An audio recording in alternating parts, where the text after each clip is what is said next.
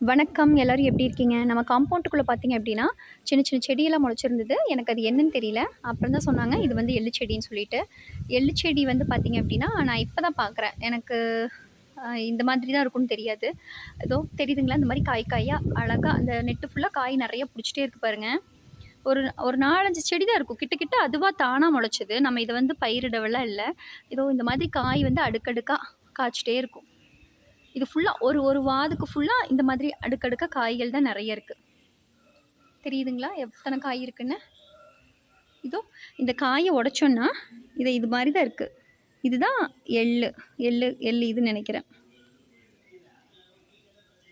இதோ இந்த இதுக்குள்ள இப்படி இருக்குங்க. அடுக்கடுக்கா இருக்குங்க. ஆக்சுவலா இது வந்து வெள்ளை எள்ளு மாரி இருக்கு. ஆனா காயணும். காஞ்சது அப்படின்னா, மேபி கருப்பு எள்ளு மாறலாம்னு நான் நெனைக்கிறேங்க. எனக்கு தெரியல. இந்த செடிக்கு வந்து எவ்வளோ எள்ளு ஆகுதுன்னு பார்க்கலாம். எள்ளு பொடி செய்கிறதுக்கெலாம் சூப்பராக இருக்குங்க. எள்ளுருண்டை, எள்ளு பொடி இதுக்கெல்லாம் சூப்பராக இருக்கும். இது வந்து நமக்கு தானாக கிடைச்ச ஒரு செடி. அழகாக இருக்குல்லங்க. அப்படி பார்க்குறக்கே பார்த்தா அழகாக இருக்குல்ல. இதோ இது நல்லா காயிட்டும். அதுக்கப்புறம் பார்க்கலாம். நன்றி.